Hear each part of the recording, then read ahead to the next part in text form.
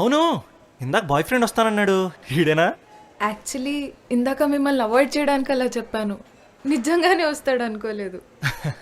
ఆ, మరంతలా అవాయిడ్ చేయాలనుకున్న వాళ్ళు ఏ ధైర్యంతో హక్ చేసుకున్నారు? ఇంతకుముందు మీరు మిర్రర్ ముందు ప్రాక్టీస్ చేయడం చూశాను, సో మిమ్మల్ని నమ్మొచ్చు అనిపించింది. మ్మ్. మీరు నిజంగానే ఇప్పటిదాకా ఏ అమ్మాయితోనూ మాట్లాడలేదా? మ్మ్హ్మ్.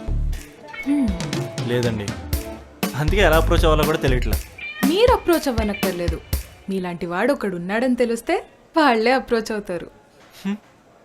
అదేంటండి, అర్థం కాలేదు. మీకు ఏ క్వాలిటీస్ ఉన్న అమ్మాయి సెట్ అవుతుందో తెలుసుకోవడానికి మీరు అమ్మాయిలతో మాట్లాడాలి అనుకుంటున్నారు. మ్మ్. నాలాగే ఏదో ఒక ప్రాబ్లం నుంచి బయటపడడానికి మీలాంటి ఒక బాయ్ ఫ్రెండ్ ఉంటే బాగుండు అని చాలా మంది అమ్మాయిలు కోరుకుంటున్నారు. అలాంటి వాళ్ళకి మీలాంటి వాడు ఒకడు ఉన్నాడని తెలిస్తే హైర్ చేసుకొని మరీ మీతో టైం స్పెండ్ చేస్తారు. దాట్ వే వాళ్ళ ప్రాబ్లమ్ సాల్వ్ అవుతుంది, మీరు తెలుసుకోవాలనుకున్న క్వాలిటీస్ కూడా మీరు తెలుసుకోవచ్చు. ఇంట్రెస్టింగ్. బట్ వాళ్ళకి నా గురించి ఎలా తెలుస్తుంది? అమ్మాయిలు ఏ విషయాన్నన్నా చాలా స్పీడ్గా స్ప్రెడ్ చేస్తారు. You just wait and watch. అవును, నాలో మీకు ఏ క్వాలిటీ నచ్చింది? నీ సెల్ఫ్ రెస్పెక్ట్.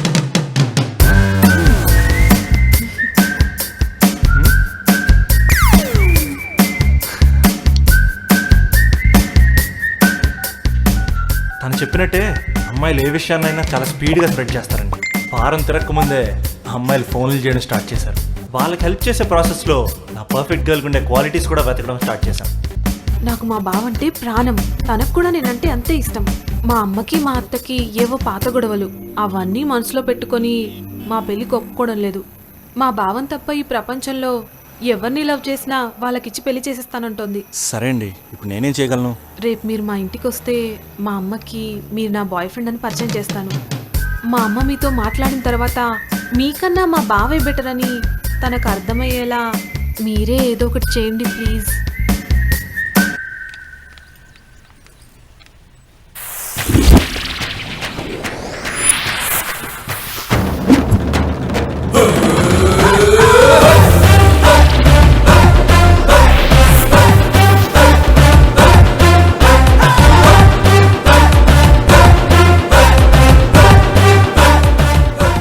అర్జున్, మా అమ్మ.